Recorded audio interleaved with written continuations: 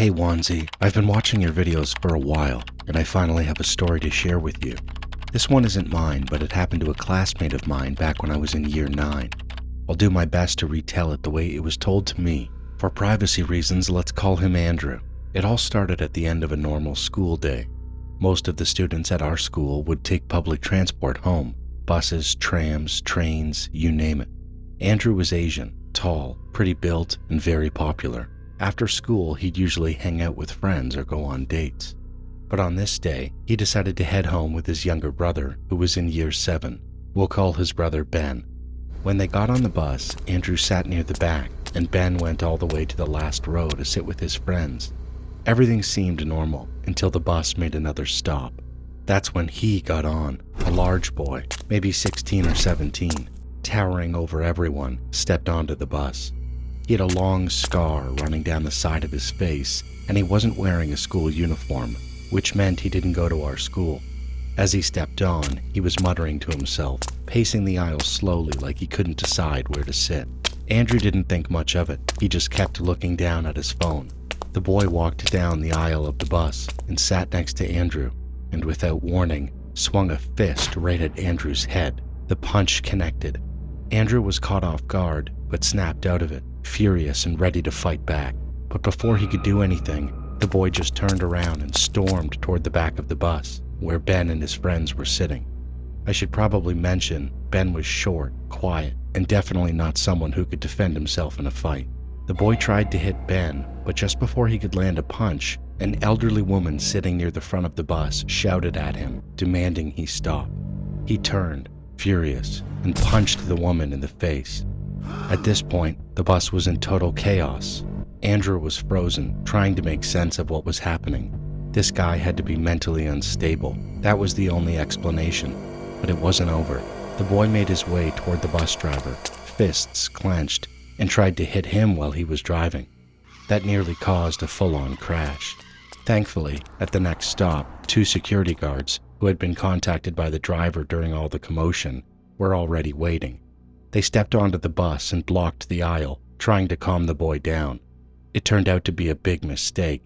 The moment he saw them, the boy snapped again, swinging wildly at both guards.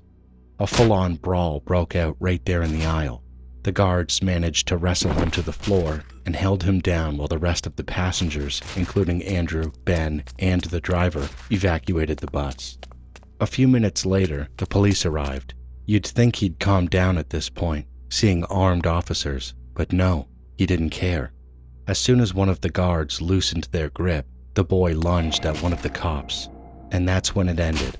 Another officer immediately pulled out a taser and fired. The boy collapsed, convulsing on the pavement before being restrained and cuffed. He was arrested on the spot. Thankfully, no one was seriously hurt. Not Andrew, not Ben, and not even the elderly woman. But to this day, we all wonder what would have happened if the guards or the police hadn't shown up in time. Or worse, if that bus, full of people, had crashed. Hello, my name is Maj-Britt. I'm a woman from Norway, and this is a true story that happened to me a long time ago. I was 18 at the time, and I had just moved in with my partner, Alex. We loved going out exploring, to the mall, cafes, anywhere at all during the day. But one day, we decided to come home a little earlier than usual, and looking back, I'm really glad we did. When we got home, I locked the door, or at least I thought I did. You see, I'm hard of hearing, and sometimes I forget to check if I've actually locked the door, especially since I'm always the one who walks in last. That day, we didn't think much of it. We just sat down to watch TV like usual, until we heard loud screaming. It was coming from our neighbors. She lived in the apartment right next to us, and we were used to hearing her yelling at odd hours, especially in the middle of the night. Doors slamming, things breaking, but this time, it was during the day. Alex heard footsteps in the hallway, and then suddenly, he turned the TV off. We both went quiet, and that's when we heard it. Someone was at our front door, stabbing it, over and over again. We froze. Alex looked at me and whispered, "Oh no, I might have forgotten to lock it." My heart dropped. I crept slowly to the door and checked. It was locked, thank God. Then came the screaming. Let me in! Open the door!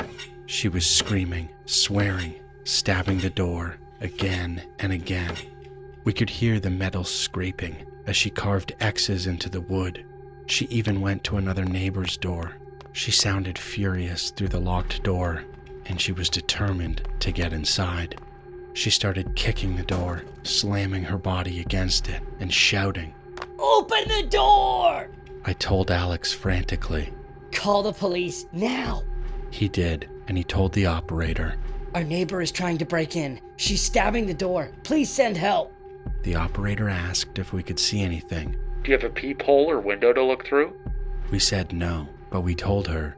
It has to be a knife or some sharp weapon. She's hitting the door hard. I started crying while Alex stayed on the line. We waited and waited. And then we heard the police sirens in the distance, getting closer and closer. They caught her right outside our door, still holding the knife. She didn't even run. They took her into custody immediately. Later, we found out she was evicted and placed into rehabilitation, and we never saw her again.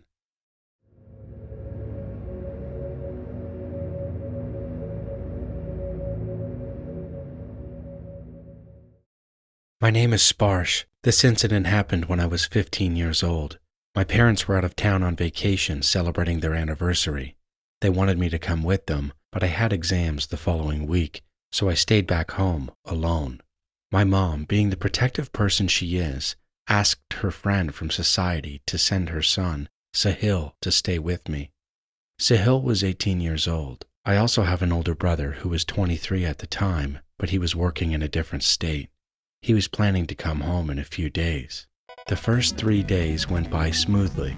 Soohyeon and I had a lot of fun, nothing out of the ordinary. Then came the night before my brother's return. He told me he'd be arriving early in the morning, around 4 a.m. So I thought, why not just stay up all night and study? Since I didn't want any distractions, I told Soohyeon not to stay over that night. After dinner, I got comfortable and started studying. It was 10 p.m., everything was fine. I kept my head in the books for another few hours until around 2:20 or 2:25 a.m. I suddenly heard a loud crash coming from the second floor. It sounded like something very heavy had fallen. At first, I tried to brush it off as my imagination, but then I heard footsteps. My heart dropped. I froze for a moment, trying to process what I'd just heard. Now, the second floor of my house isn't connected to the first floor. There's no interior staircase. That meant whoever or whatever was up there didn't come from inside. It must have entered through the terrace or balcony. Panicked, I turned the TV on full volume and started talking loudly to myself, trying to make it seem like I wasn't alone. I kept that act going for a whole hour. Then I grabbed a bat, double-locked the main door, and pushed a sofa in front of it. I sat there, bat in hand, terrified. I don't even remember falling asleep. Next thing I knew, the doorbell rang. I jolted awake. It was morning, and that had to be my brother. Still nervous, I opened the door just a crack to check, and thankfully, it was him. I told him everything, and together, we went upstairs to check, and what we saw shook me to my core. The entire second floor was a mess. Clothes and belongings were scattered everywhere. But the worst part, there was a knife on the floor. A knife that didn't belong to us. It looked like the intruder had tripped over something, dropped the knife, and made a run for it. We called the police. They found no other evidence, but they did take the knife for fingerprint analysis. 1 month later, there was a robbery and a murder in our society. The police believe it was the same person, and he was still out there. Since then, everyone, including us, installed CCTV cameras in our homes. Our society now has 2 security guards on duty full-time. But even with all that, I still get chills thinking about that night. Because if I had gone to sleep early like I usually do, I don't know if I'd be here to tell this story.